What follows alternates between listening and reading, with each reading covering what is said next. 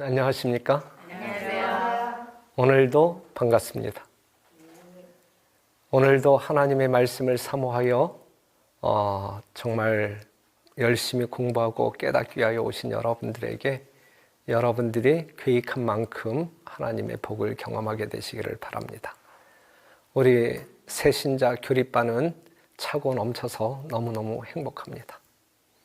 여러분들의 행복한 미소가 오늘 하나님께 영광 돌리시는 그러한 삶이 되기를 바랍니다. 자, 우리가 그동안 공부한 것을 조금 정리한다고 하게 되면 예수를 믿음으로 말미암아 우리는 구원받아요. 예수를 믿음으로 말미암아 구원받은 사람을 거듭난 백성이라고 말하고 하늘 백성이라고도 말합니다. 그렇죠? 그걸 그냥 또 줄여서 이야기한다고 하면 성도라고 이야기해요. 성도. 그러한 성도들의 삶은 이제 예수님을 믿음으로 구원받은 그 성도들의 삶은 예수님의 재림을 기다리는 사람들. 그래서 그 사람들을 이제 재림 성도라고 이야기하죠. 예수님의 재림을 기다리는 재림 성도들의 삶은 어떠해야 할까? 어떠해야 할까? 오늘 이제 그 내용을 지금 공부하고자 합니다. 로마서 12장 2절에 있는 말씀을 한번 봅시다. 같이 읽어봅시다. 시작. 너희는 이 세대를 본받지 말고 오직 마음을 새롭게 함으로 변화를 받아 하나님의 선하시고 기뻐하시고 온전하신 뜻이 무엇인지 분별하도록 하라. 예수 그리스도를 믿음으로 말미암아 거듭난 하늘 백성들의 삶은 이 세대를 본받는 그러한 삶을 살아야 할까요? 그러한 삶이 아니죠. 그렇기 때문에 하나님께서 우리에게 당부하시기를 오직 마음을 새롭게 함으로 변화를 받아 하나님의 선하시고 기뻐하시고 온전하신 뜻이 무엇인지 분별하도록 하라.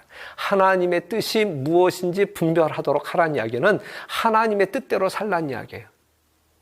그렇죠? 하나님의 뜻대로 살기 위하여 하나님의 뜻이 무엇인지 우리는 알아야 된다는 말씀이죠. 오늘은 그 문제를 살펴볼 것입니다. 예수님의 재림을 기다리는 하늘 백성은 자기 멋대로 사는 삶이 아니라 이 세대를 본받지 아니하고 하나님의 뜻대로 사는 삶을 산다. 여러분들의 삶이 그러한 삶이어야 합니다. 그렇다고 하면 하나님의 뜻이 무엇일까? 하나님의 뜻이 무엇일까? 그것을 알아야 되겠죠. 그러면 마태복음 7장 21절에 있는 말씀, 이 성경절이 종종 나와요. 우리가 공부하게 될 때 종종 나오는데 상당히 중요한 성경절이기 때문에 우리의 어떤 신앙의 좌표가 될 만한 말씀이기 때문에 여러 번 언급이 되는데 마태복음 7장 21절 보면 나더러 주여 주여 하는 자마다 천국에 다 들어갈 것이 아니요 다만 하늘에 계신 내 아버지의 뜻대로 행하는 자라야 들어간다 그랬단 말이죠. 여기 하나님의 뜻이 나오죠. 그렇죠? 우리가 예수 믿는다고 공언한다고 해서 우리가 그리스도인의 모양을 가지고 있는다고 해서 교회를 그냥 들락날락 한다고 해서 구원받는 것이 아니라 어떠한 사람들이 구원받는다고요? 하늘에 계신 내 아버지의 뜻대로 하나님의 뜻대로 행하는 자가 구원받는다라고 이야기했단 말이죠. 하나님의 뜻이 무엇인지 아는 것은 매우 중요한 거예요. 그래야 행할 수 있기 때문에. 그런데 이제 22절에 있는 말씀을 보면 어떤 말씀이 나오냐면 그날에 많은 사람이 나더러 이르되 주여 주여 우리가 주의 이름으로 선지자 노릇하며 주의 이름으로 귀신을 쫓아내며 주의 이름으로 많은 권능을 행치 아니하였나이까. 여기 대단한 사람들이 나와요. 분명히 누구의 이름으로? 예수님의 이름으로 선지자 노릇했단 말이에요. 오늘날 정말 아주 주목받을 만한 이 종교 지도자로서의 삶을 살았단 말이죠. 그 다음에 예수님의 이름으로 귀신을 쫓아냈어요. 이 정신병자들을 온전하게 고치는 능력이 있었단 말이죠. 주의 이름으로 많은 권능을 행하였단 말이죠. 그렇죠? 암 환자도 안수기도 받으면 나음을 받을 수 있고 안진뱅이도 안수기도 이러한 일들을 행하여 대단한 사람들 아니겠어요? 그렇죠? 참 진짜 예수님의 이름으로 선지자 노릇하고 예수님의 이름으로 귀신도 쫓아내고 예수님의 이름으로 많은 권능을 행사하는 이러한 사람을 정말 신앙이 특심한 사람이라고 판단하지 아니할 사람이 누가 있겠어요? 그런데 중요한 것은 23절에 있는 말씀, 그때에 내가 예수님이 저희에게 밝히 말하되 내가 너희를 도무지 알지 못하니 그랬어요. 예수님의 이름으로 이 위대한 일들을 했음에도 불구하고 예수님이 모른다라고 말하고 있어요. 참 이해하기 힘든 말씀이잖아요. 그런데 모른다라고 말하는 이유가 무엇이냐면 불법을 행하는 자들아 내게서 떠나가라 하리라 그랬어요. 이들이 예수님의 이름으로 이 위대한 역사들을 이루며 살았지만 뭘 행하는 사람이에요? 불법을 행하는 사람. 다시 말해서 이 위에 있는 말씀으로 대입시킨다고 하게 되면 하나님의 뜻대로 살지 않았다는 이야기죠. 그러니 마태복음 7장 21절과 23절에 있는 내용을 보게 될 때 하나님의 뜻이 무엇이냐라고 이야기할 때 그것은 하나님의 법이다라고 말할 수가 있어요. 그렇게 말할 수 있을까요? 예, 이렇게 말하는 것이 올바른 이해라고 볼 수가 있겠죠. 그래서 하늘 아버지의 뜻은 하나님께서 선포하신 뭐다? 십계명을 이야기한다. 하나님의 율법을 이야기한다. 이렇게 정리를 하고 넘어갑시다. 그러면 하나님의 백성은 누구냐?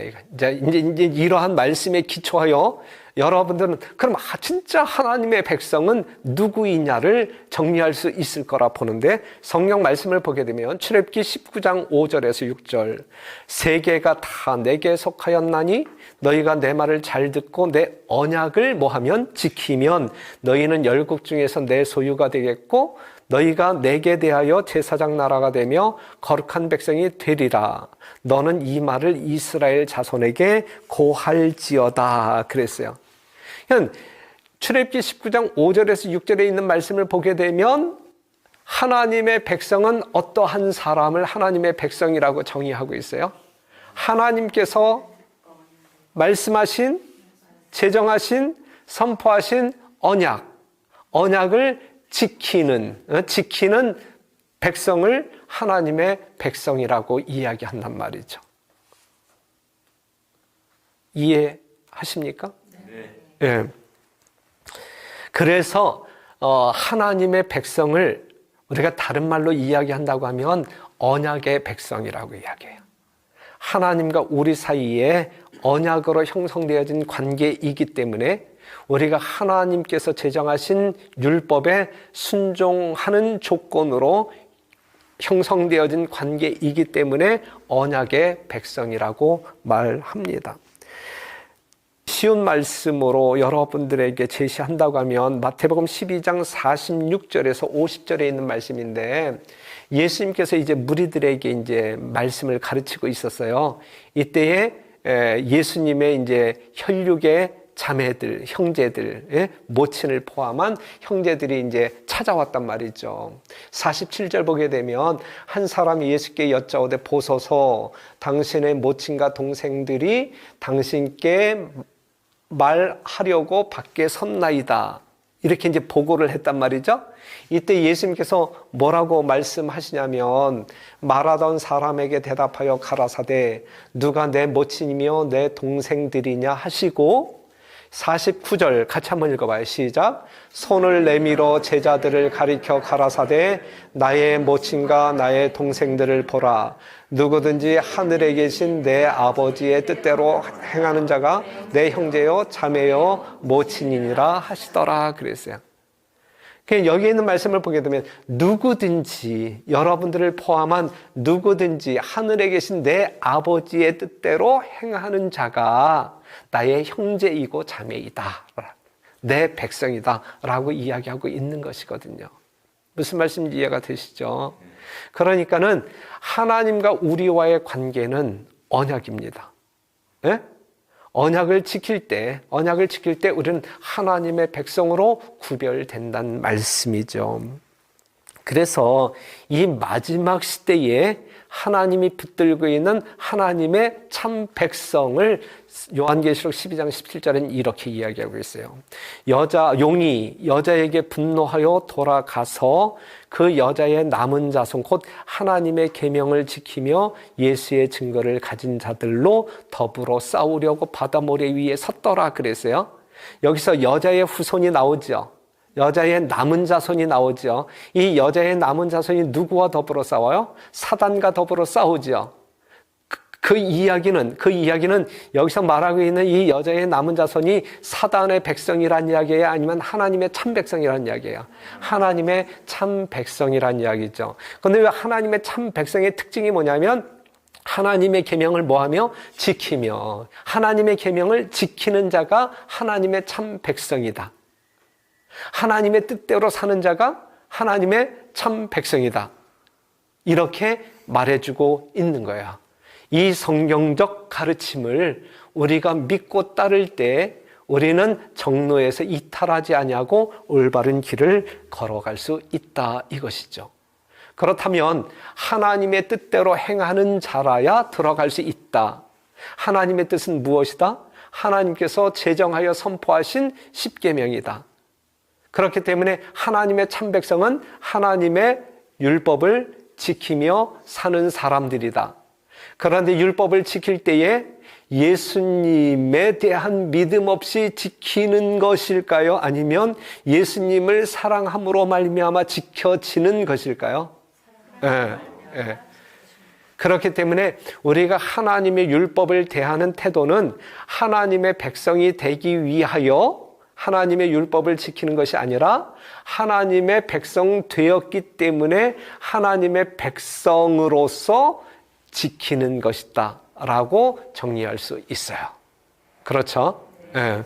그렇기 때문에 우선순위를 따진다고 하게 되면 여러분들이 예수 그리스도를 믿음으로 말미암아 먼저 하나님의 백성으로 다시 태어나는, 거듭나는 그러한 과정이 먼저 있어야 된다는 이야기죠. 하늘 백성으로 태어난 사람들은 마땅히 하나님의 뜻대로 사는 사람들로 살아야 된다라고 하는 명확한 원리, 원칙이 성경 가운데에서 우리에게 말해주고 있는 것입니다. 그래서 오늘 이 시간에는 하나님의 계명은 지켜야 하느냐 이거지. 하나님의 계명은 지켜야. 우리가 예수 그리스도를 믿음으로 말미암아 하늘 백성으로 거듭났는데 하나님의 백성된 우리가 하나님의 법을 지키는 것이 마땅할까? 안 지켜도 될까? 이것이거든요. 지켜야 된다는 이야기에 말해야 된다는 이야기예요. 하나님의 법은, 하나님의 계명은 지켜져야 된다라고 하는 사실을 강력하게 말씀드립니다. 그러면 우리가 지켜야 할 율법의 기능이 뭐냐 이거지. 예? 우리는 율법을 지켜야 되는데 그 율법이 가지고 있는 기능이 뭐냐? 이것을 좀 살펴보면 첫째, 야고보서 2장 12절 보게 되면 너희는 자유의 율법대로 심판받을 자처럼 말도 하고 행하기도 하라 그랬어요. 그러니까는 하나님의 율법은 심판의 표준이다. 심판의 기준이다. 율법에 근거하여 우리가 잘 살고 있는지 잘못 살고 있는지 하나님의 뜻대로 살고 있는지 그렇지 않은지 이것을 판단하는 기준이 될 것이다.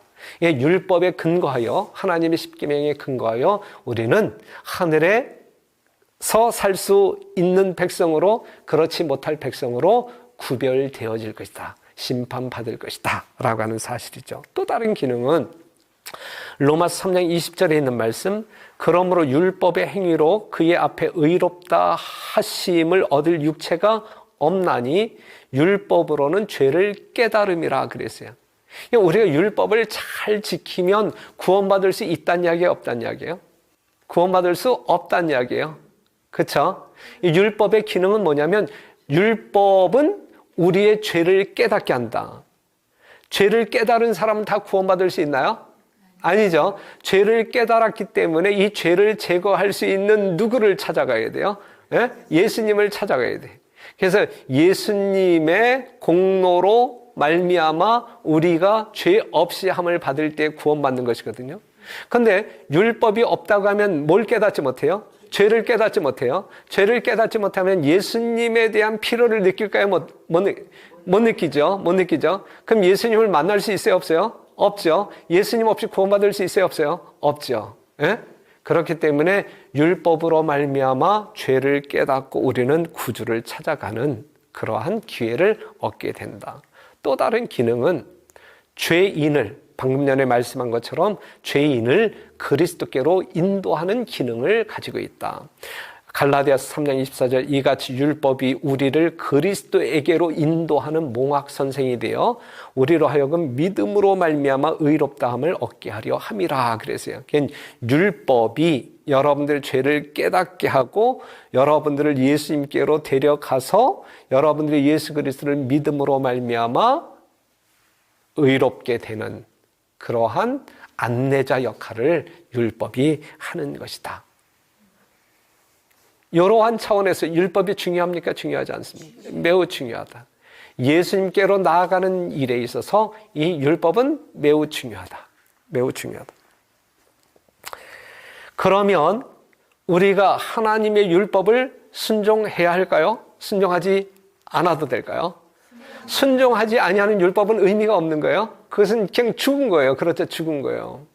그래서 우리는 율법을 순종해야 되는데, 근데 순종해야 되는데 그 순종의 이유가 뭐냐 이거죠. 율법을 지키지 아니하면 하나님이 몽둥이로 우리를 그냥 후려칠 것이니까 두려워서 율법을 지켜야 할까? 예? 예. 그러한 이유로 율법을 지킨다고 하게 되면, 그런 이유 때문에 우리가 예수님을 믿는 신앙을 한다고 하면 우리의 신앙생활에 행복이 있을까요? 없을까요? 참 행복하지 아니할까요? 예. 그러한 하나님과 더불어 영원히 사는 것이 천국이 될까요?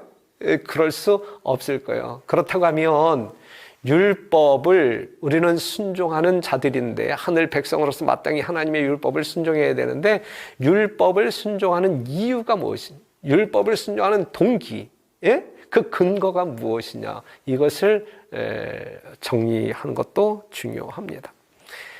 첫째는 우리가 예수 그리스도의 보혈로 말미암아 구원받은 하늘 백성으로서 마땅한 본분이기 때문에 하나님의 율법을 지키는 것입니다. 요한계시록 1장 5절에 있는 말씀 보면, 또 충성된 증인으로 죽은 자들 가운데서 먼저 나시고 땅의 임금들의 머리가 되신 예수 그리스도로 말미암아 은혜와 평강이 너희에게 있기를 원하노라. 우리를 사랑하사 그의 피로 우리 죄에서 우리를 해방하시고, 이게 이제 구원의 경로지요. 6절, 그 아버지 하나님을 위하여 우리를 나라와 제사장으로 삼으신 그에게 영광과 능력이 세세토록 있기를 원하노라. 아멘. 이것이 구원받은 자가 하나님을 향하여 나타나는 리액션이에요. 반응이에요. 그렇죠? 예. 예수 그리스도로 말미암아 구원받은 우리는 무한한 감사와 영광의 마음을 하나님께 돌려드린단 말이죠.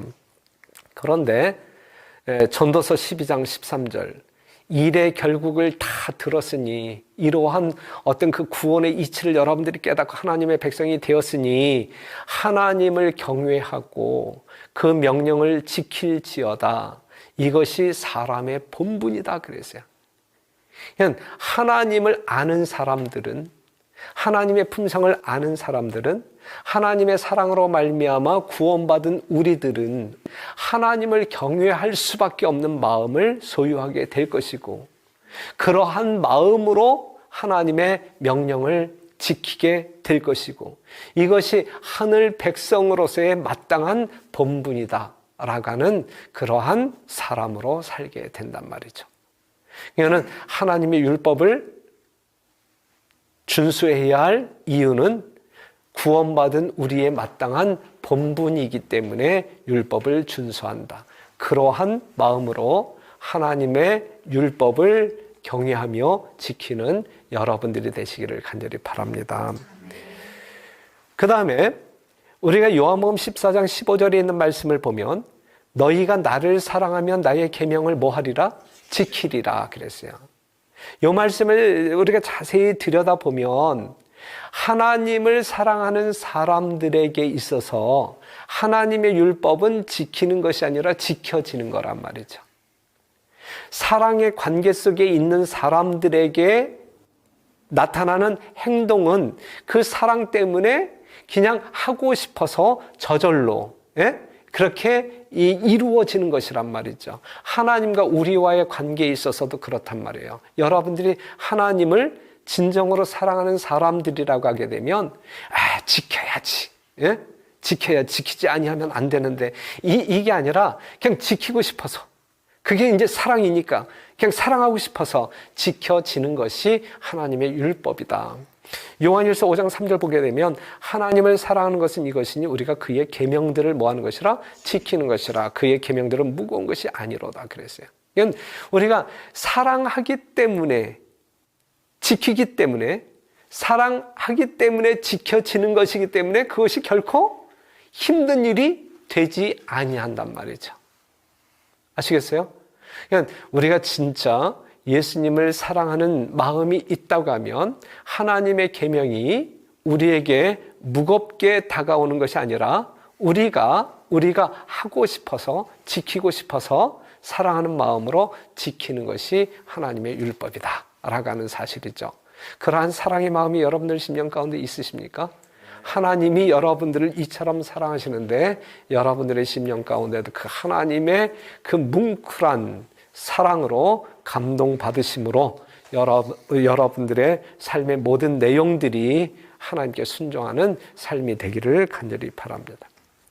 그리고 우리가 율법을 준수하는 것 자체가 이것이 믿음의 표이기 때문에 그래요. 야고보서 2장 22절 보면 내가 보거니와 믿음이 그의 행함과 함께 일하고 행함으로 믿음이 온전케 되었느니라. 야고보서 2장 17절 이와 같이 행함이 없는 믿음은 그 자체가 죽은 것이라 그랬어요. 그냥 살아있는 믿음은 뭐 한다? 행동한다. 믿음은 움직여요. 그렇죠? 살아있는 믿음은 움직여요. 그것이 뭘로 나타나는 거예요? 순종으로 나타나는 거예요. 뭐에 대한 순종? 하나님의 뜻에 대한 순종으로 나타나는 거예요. 이해가 되시죠? 하지만 죽은 믿음은 움직이지 않아요.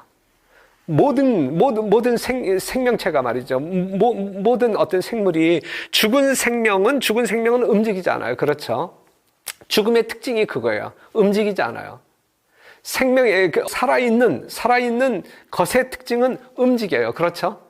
하지만 죽은 것은 움직이지 않아요. 믿음도 마찬가지예요. 죽은 믿음은 움직이지 않아요. 행동하지 않아요. 순종하지 않아요. 하나님의 뜻이 있다 할지라도 전혀 관심이 없어요. 순종하지 않아요. 하지만 살아있는 믿음은 움직여요. 행한단 말이죠. 순종한단 말이죠. 그렇기 때문에 행하는 믿음이 있다고 하면, 살아있는 믿음이 있다고 하면 우리는 하나님의 율법에 뭐한다? 기쁨으로 순종한다. 이것이 진짜 믿음을 소유한 사람들의 참 모습이다 라고 하는 사실을 꼭 기억하시기를 바랍니다. 그러면 우리가 하나님의 계명을 어떻게 지킬까? 어떻게 지켜야 하나? 어떻게 지키나? 하나님의 계명을 우리는 지킬 수 있어요, 없어요? 가끔 이제 우리가 논쟁을 하지요. 야, 하나님의 법을 우리가 어떻게 지켜? 우리가 어떻게 완전하게 지킬 수 있어? 지킬 수 있어요, 없어요? 성경적인 대답은 있을 것 같아요. 그렇죠? 있을 것 같아요. 그런데 하나님의 법은 거듭나지 아니한 하늘 백성이 아닌 사람들이 지킬 수 있을까요? 없을까요? 하나님의 법은 누가 지키는 법이에요? 하나님의 백성들이 지키는 법이에요. 그렇기 때문에 하나님의 백성이 아닌 사람들은 지킬 수도 없고 지킬 이유도 없는 것이고, 그것이 로마서 8장 7절에 있는 말씀이에요. 육신의 생각은 하나님과 원수가 되나니 이는 하나님의 법에 굴복치 아니할 뿐 아니라 할 수도 없음이라 그랬어요. 이는 거듭나지 아니한 하늘 백성이 아닌 사람들은 하나님의 법을 지킬 수도 없고 지키려고 하지도 않고, 그런데 하나님의 백성으로 거듭난 사람들은 하나님의 법을 지킬 수 있어요, 없어요?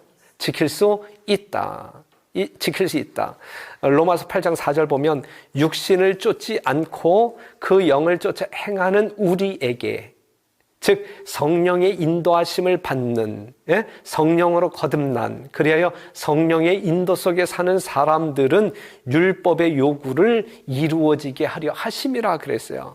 육신을 쫓지 않고 그 영을, 성령을 쫓아 행하는 우리에게 율법의 요구는 이루어진다. 예수님이 이 땅에 생애하시면서 하나님의 온전한 법을 순종 지킬 수 있었던 것처럼 우리가 하나님의 거룩한 능력의 역사로 성령의 인도하심으로 우리는 율법의 요구를 이룰 수 있다 없다? 있다라고 하는 사실이죠. 빌립보서 4장 13절 내게 능력 주시는 자 안에서 내가 모든 것을 할 수 있느니라 그랬어요. 아시겠어요? 이거는 우리가 예수님을 모르는 사람들은 하나님의 율법을 지킬 수 없지만 하나님의 백성으로 거듭난 사람들은, 그리고 성령께 굴복하는 사람들은 그 성령의 이끌림을 받아 하나님의 율법을 지킬 수 있다 없다? 있다. 그래서 하나님을 믿고 사랑하는 사람만이 참되게 하나님의 율법을 찾고 지킬 수 있을 것입니다. 오늘 이 시간에는 우리가 어떠한 주제로 공부했어요?